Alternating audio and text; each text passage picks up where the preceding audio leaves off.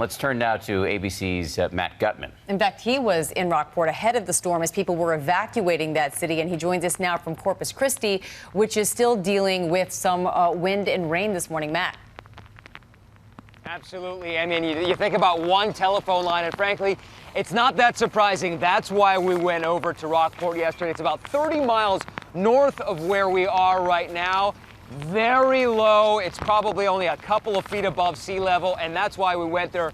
We knew it was A, gonna be right in the bullseye of the storm, and B, the storm surge would likely submerge that town and it would be pummeled, unfortunately. Now, we drove through it, boarded up houses, nobody on the street, but we stopped some police officers there and we heard something very disconcerting. They said that even though the town was under mandatory evacuation, only about 60% of the population left, meaning that there are a lot of people still in that town, and that's probably why you hear the chief talking about all those calls for help. Now, I want to give you an idea of why folks aren't going out, why first responders aren't going out to try to help these people right now, immediately in the night. I mean, this tree snapped off. It's in the middle of the street. Behind me, there are all sorts of pieces of metal. I don't know if you can see this, but I mean, just look at this thing. You don't want first responders driving over this. They could get themselves hurt or in trouble. Now, all across town here in Corpus Christi, we see debris. There is a significant amount of damage here. I'm going to put these down. 200,000 people just in this one area without power. Obviously, up the coast, it's going to be much, much worse.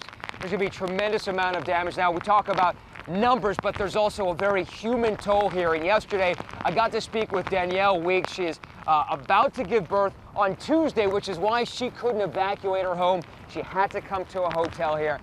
You have to hear her story. Does it make you nervous, seeing what's going on outside your window? Yeah, very nervous. And what about your home? We actually live in an RV, so we unfortunately had to leave it on the island. So we're pretty worried that we won't have a home to go back to.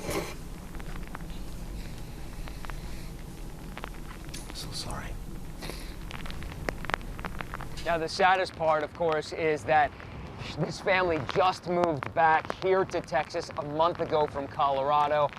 They obviously asked themselves why they did that. Just absolutely distraught. Dan and Amy. All right, Matt Gutman, thanks so much.